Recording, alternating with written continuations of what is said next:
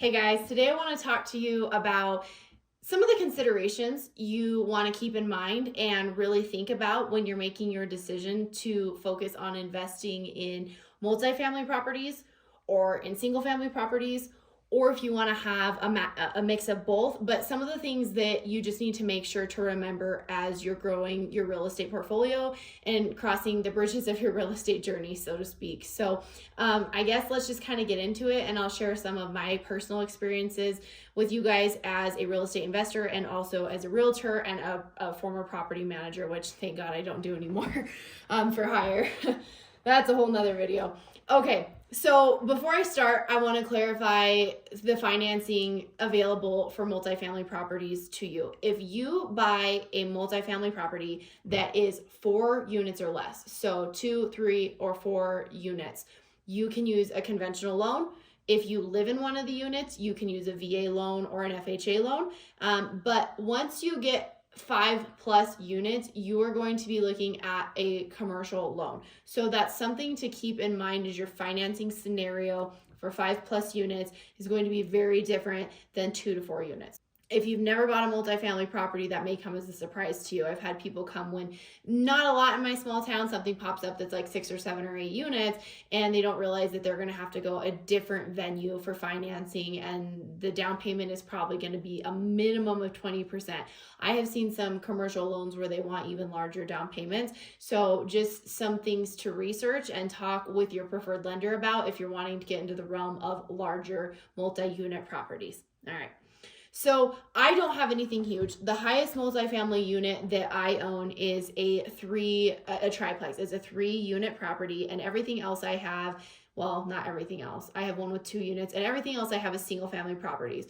But when we did property management, and I've also helped as a buyer's agent or a seller's agent, people to acquire 4 units, 6 units. We've managed larger apartment complexes. So I do have some experiences and things I've learned from my experiences handling those. Right out the gate, the thing that I think is most attractive to most investors with a multifamily property is you are going to generally get a higher return on a multifamily property because you have more people paying. So I can think of, there is a town really close to us. There's a lot of little fourplexes over there on this one street, and someone could buy a home for that price and rent it and make a couple $100 a month, or someone could buy one of those fourplexes and probably have a mortgage of like $1,200 a month, maybe not now, but if they bought it a couple years ago, and make like rents of maybe like $2,800+ a month. So there's definitely a better margin for the most part. There's obviously bad investments, but in multifamilies, generally you're going to get a better return. The other nice thing about multifamily properties is you have a diversification of people paying. So all your eggs are not in the basket, so to speak, of one person. If you have a problem tenant who's not paying, if you're processing an eviction, if somebody's rent is late or they're really behind, ideally you have other tenants who are paying on time. And so there's a little bit of that buffer. Whether somebody pays their rent or they don't pay their rent, your lender doesn't care. You have to pay your mortgage whether your tenants are paying rent or they're not. And so it's nice to have rent coming from different sources on that unit. And so that makes it a little bit less scary for investors and especially for new investors. So that's a really big benefit of multifamily investing. Now, there's also negatives to multifamily investing because the thing is, when you bring more people into equation, there's always just more issues. So I kind of look at it as more tenants, more problems. The more people in a business as an organization grows, there's usually some upheaval. That might not even be directly with you. It could be your tenants having disputes with each other, like noise complaints, parking issues. It could be anything.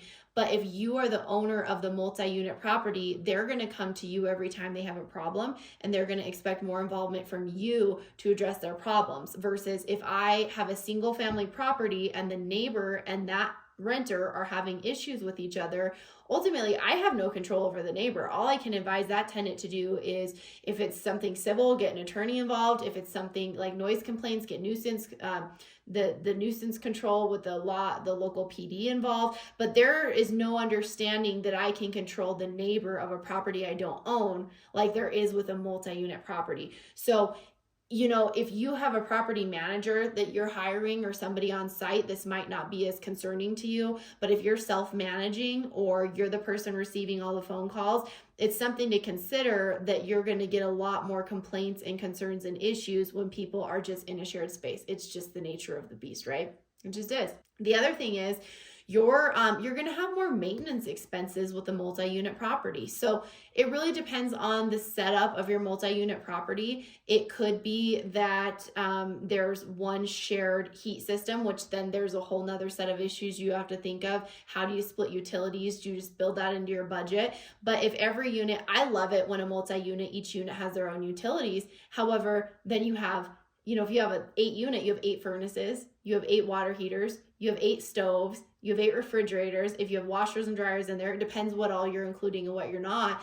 But those are all things that are going to have to be serviced, they're going to have to be maintained, and they're going to have to be ultimately replaced when they go out. Now, like I kind of mentioned before, if you have a multi-unit, and you see this a lot when people buy an older large home and convert it into a multi-unit property, is the gas all on one meter. So you have one furnace. So you have to decide, okay, well, how much do I build into my rent to cover that I as the landlord am carrying the expense of the gas bill or the furnace? And are people inconsiderate and leaving windows open because they're not paying it?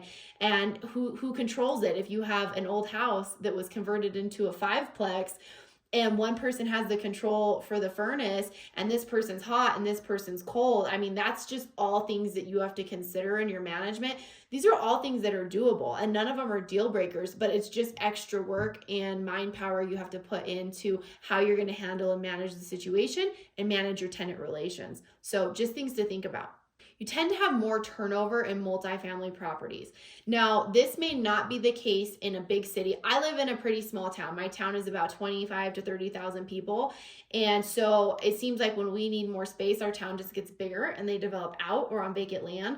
But in big cities, I understand that when you have to stay in a city center area, they develop up. So it's very common for people to live in apartments and condos, and that's just really like the most common and only option in some large cities. What I notice with managing apartment complexes is people that live in apartments tend to have the goal of living in a home. And so you see that turnover of people that want to have a garage for parking, or they want to be able to have a yard for their dog so they don't have to go down a flight of stairs to let their dog out, or in a shared space. And so people always kind of have that goal of a single family home or like a townhome or something like that, where they have more space and autonomy. And so I noticed managing larger apartment complexes that they didn't really have a hard time filling their units, but it always seemed that there was a lot of turnover, and turnover comes with an expense, right? Because then you have new leasing, you have screening, you have maintenance items, you have cleanup, you have refreshing, whether those apartments need repainted, whether they need minor repairs, whether they need major repairs. And those are all expenses that you have to factor in each time you have a turnover of a tenant. And I just see more turnover in multifamilies than I do in single family. I feel like in a single family property, people set down their roots a little bit more, and for the most part, stay a little bit longer in those properties, in my experience, in my area. Resale is usually a little bit easier, I think, for a single family home. I think that things are changing, and in our world, a lot more people are wanting to get into investing, and not even full-time investors. I know a lot of people that have jobs and they just know that investing is in real estate is a great choice for their life. And so there's more people that are investing in these smaller multifamily properties. But historically in my area, I have noticed that multifamily properties have been a little bit more difficult to sell because your buyer pool is smaller. People get relocated all the time for many reasons. So houses always come and go, right? I mean, people divorce, they get remarried, they have kids, they need a bigger house, their kids go to college, they need a smaller house, they want to live on this side of town, now they want to live on this side of town, they wanted stairs, now they don't want stairs. Single family homes sell all the time. Not everybody is willing to buy a multifamily property. So if you're thinking of buying it but wanting the option of reselling it, keep in mind it's not going to be as easy to offload a multifamily property as it is going to be to offload a single family property. Now, that's not that big of a deal to me, because when I buy a property, I usually have the plan that I'm going to hold it for a very long time. I pretty much plan with most of my properties to either die owning them, or when I'm done at the end of the and I'm tired and I'm sick of doing all this one day and I'm retired, maybe just seller financing them to somebody that I know and is responsible so I can continue to have the income, but not have to do the maintenance and deal with the tenant relations. But I don't have this plan for any of my properties that I'm going to sell them in the next 5 years. But things happen, right? I always have people that buy properties, and I have people that want to get into real estate investing, and they buy one and then they come back a year later and they're like, nope, never mind. That was not for me, which is okay. Or people get divorced, or people move out of town and they can't find a manager they like, or they move out of town and maybe it's more expensive, so they need to sell everything they own here. There's lots of reasons why you may have to sell something that you didn't think you would have to sell. So just keep in mind that a multifamily property is a little bit harder to offload than a single family property is going to be. Okay, single family properties, benefits.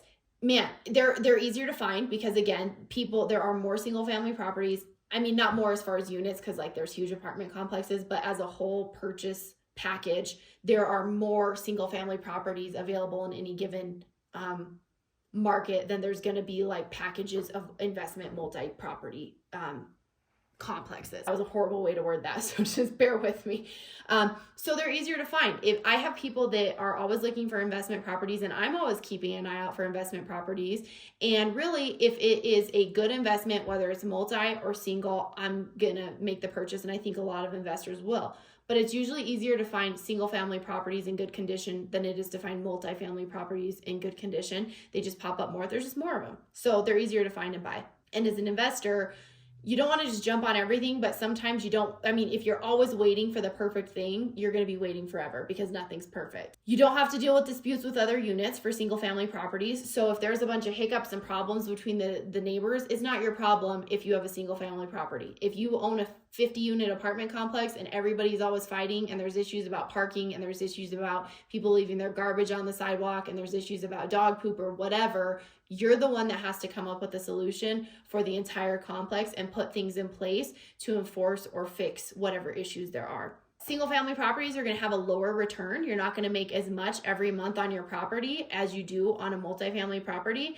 And when it's vacant, there's no money. You have one tenant, and whether they're paying or they're not, your eggs are all in that basket. So there's a lot of things to think about with both, and they're both fantastic investment options.